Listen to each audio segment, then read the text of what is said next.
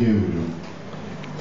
Εδώ στις σχετικές διαδρομές δημιουργήθηκαν πριν από 11 χρόνια και ο κύριος λόγος που τις δημιουργήσαμε ήταν γιατί απλά πιστεύαμε ότι υπήρχαν πάρα πολλές συγγραφείς που λόγω των δεδομένων των προβλημάτων της ελληνικής νοοτροπίας δεν είχαν κάποιο τρόπο να εκδώσουν τα κείμενά τους. இப்போ το γνωστό στην Ελλάδα για να κάνεις οτιδήποτε ακόμα να ξέρεις κάποιον. Άμα δεν ξέρεις κάποιον, δεν έχεις την παραμικρή πιθανότητα να κάνεις κάτι. Αυτή τη στιγμή, μετά από 11 χρόνια, έχοντας εκδώσει πρακτικά αυτή τη στιγμή γύρω στους 250 Έλληνες συγγραφείς μέσα από τα προσωπικά τους βιβλία, μέσα από τις πάρα πολλές ανθολογίες που έχουμε εκδώσει μέσα από το περιοδικό μας. Νομίζω ότι σε ένα πολύ μεγάλο βαθμό έχουμε επιτύχει τον αρχικό στόχο μας. Και βέβαια από ένα σημείο και μετά, από το 2011, αρχίσαμε να διοργανώνουμε και τις εκδηλώσεις όπως του φανταστικού, που ήταν το λογικό επόμενο βήμα, ότι έπρεπε να αναπτύξουμε και επαφή των συγγραφέων με το κοινό. Ότι έπρεπε και πρέπει και συνεχίζουμε να κάνουμε ό,τι καλύτερο ότι περνάει τα χέρια μας, ώστε να φέρουμε τους συγγραφείς κοντά στο αναγνωστικό κοινό.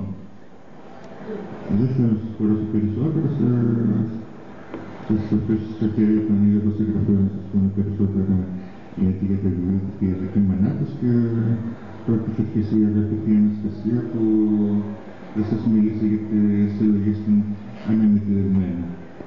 Και γενικά για τη σειρά των παραμυθιών, της συλλογής παραμυθιών που έχουμε αρχίσει να εκδηλώνουμε εδώ και 3 χρόνια. Παρακαλώ, Αναστασία. Καλησπέρα και από μένα, δεν σας είπα πριν. Να ευχαριστήσω και πάλι τον Γιώργο του Σωτηρχό και τις συμπατικές διαδρομές. Όλοι μας δηλαδή είμαστε ευγνώμονες, γιατί μας δίνεται η ευκαιρία να παρουσιάσουμε συλλογικά τη δουλειά μας. Αυτή η συλλογή ελληνικού παραμυθιού είναι η δεύτερη, ο πρώτος τόμος είναι το Κόκκινο Κλωστή δεμένο που βγήκε το 2014. Αυτή είναι η δεύτερη συλλογή στην Ανέμη Τυλιγμένη. Θα γίνει τετραλογία. Η επόμενη είναι «Δώσε πλότσα να γυρίσει» και η συνέχεια της «Παραμύθι να κινήσει». Με αυτή τη συλλογή φιλοδοξούμε να κάνουμε τη μεγαλύτερη συλλογή της ελληνικής μας λαογραφίας και είναι και πρόσδεκτοι όσοι γράφουν παραμύθια να κάνουν like στη σελίδα των συμπαντικών διαδρομών. Κάθε φορά που βγάζει διαγωνισμούς για να συμμετέχουν με τα διηγήματά τους. Τα παραμύθια της συλλογής αυτής αφορούν όλες τις ηλικίες. Και αυτό γιατί ο μύθος είναι μια ζωντανή διδασκαλία για την ανθρωπότητα από την αυγή της ύπαρξής της. Τώρα πώς φτάσαμε όμως από τους μύθους στα παραμύθια. Οι απόϊχοι των μύθων που μπλέκονται με τον καθημερινό βίο αναπτύχθηκαν στους κόλπους του θεάτρου μαζί με την ελληνοτραγωδία. Έπειτα αναπτύσσονται ως λαϊκή ποιήση κατά την περίοδο της Βυζαντινής Αυτοκρατορίας, γραμμένη από λόγιους κατά παραγγελία των προεστών. Εγώ πάντα θυμάμαι τη γιαγιά μου να μου διηγείται ιστορίες για βασιλόπουλα και βασιλοπούλες. Και αυτή η λέξη έχει βυζαντινό κατάλοιπο. Σίγουρα δεν είπε και εσείς ακούσει το βασιλόπουλο και τη βασιλοπούλα. Με την ανάπτυξη του εμπορίου στη Μεσόγειο εισάχθηκαν λαϊκά παραμύθια από διάφορα μέρη της γης που συγχωνεύονται στη δική μας μυθολογία και τρόπο ζωής. Το λαϊκό παραμύθι γεννιέται μέσα στα χάλια, τα καπηλιά και τις νυχτερινές βαγγέρες. Και μέχρι και κάποιες δεκαετίες πριν ήταν κυρίως ψυχαγωγία για τους ενήλικες, όχι μόνο για τα παιδιά. Και έτσι όπως ταξιδεύει το παραμύθι ανά τους αιώνες, θα σας ξαναδουλήσω συνοπτικά στα παραμύθια της συλλογής. Από το μέσο του 6ου αιώνα, η δήλωση του υγρού στοιχείου από είδωρ γίνεται νερό. Επομένως, τα δαιμόνια του υγρού στοιχείου ονομάζονται νεράιδες ή ανερούδες. Νεραϊκό μας περιγράφει η Ματίνα Μαντά στο Ξωτικό της τα 3 δώρα, που είναι από τα πρώτα παραμύθια της συλλογής.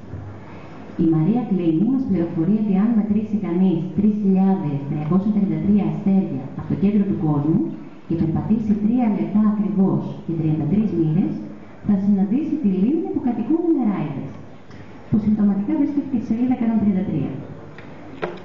Διακρίνουμε λοιπόν ότι οι νεράιδες των παραμυθιών είναι μια πιο εξελιγμένη έκδοση των Ηρίδων, των θαλάσσιων νυμφών που ήταν οι κόρες του Μοιραία της μυθολογίας. Οι παραδόσεις των Γοργόνων συγχωνεύτηκαν πάλι με τους μύθους των Σιρήνων και της Σκύλας. Μέσα στη συλλογή «Η Γοργόνα» της Νένας Μπούρα περιγράφεται ως άλλη μέρουσα που θέτει ενίγματα στην κοπέλα του παραμυθιού για να της χαρίσει τη ζωή. Ο υποκειμενικός κόσμος στα παραμύθια παρουσιάζεται με τρόπο εικαστικό.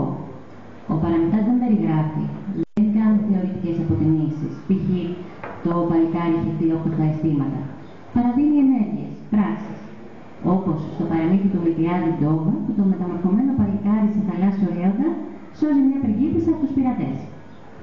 Οι ψυχολογικοί κίνδυνοι με τους οποίους οι πρόγονοι μας αντιμετώπιζαν μέσα από τα σύμβολα και τις πνευματικές ασκήσεις της μυθολογίας και της θρησκευτικής τους παράδοσης, στις σύγχρονες κοινωνίες οι άνθρωποι είναι αναγκασμένοι να τους αντιμετωπίζουν μόνοι και όχι με πολύ αποτελεσματική καθοδήγηση.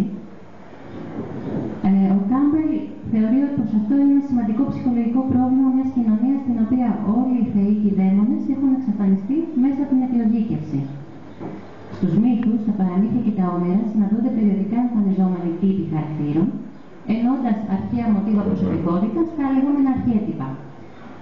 Όπως ο ήρωας πάνω απ' όλα, πρώτα απ' όλα, δηλαδή όλοι τα παραμύθια έχουν ήρωες, μπορεί να είναι ένας απλός βοσκός που έσωσε ένα φίδι από φωτιά, όπως το μυστικό της Μαρίας Τριανταφύλου.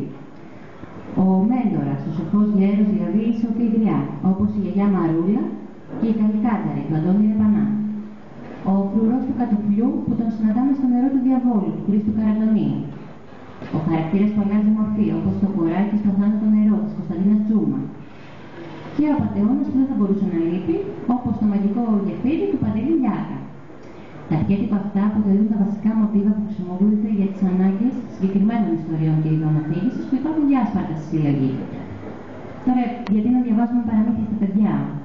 Διότι πέρα από το ότι αναπτύσσεται η φαντασία τους, διαπλάθεται μέσα τους και η έννοια του δικαίου, καθώς τα παραμύθια είναι το πρώτο προφορικό σύνταγμα των ανθρώπων.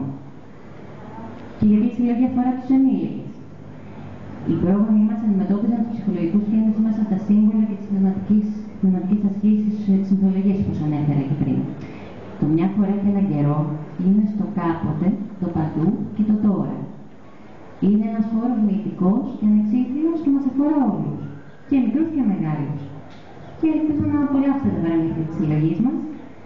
Εγώ θα κλείσω αυτή τη μικρή ξαναγεσούλα με την κατακλείδα της συλλογής στο μαγεμένο τραγούδι που είναι γραμμένο από μένα και θα δώσω βέβαια το λόγο στην Νίκη Ρεπάνου με το αστέρι.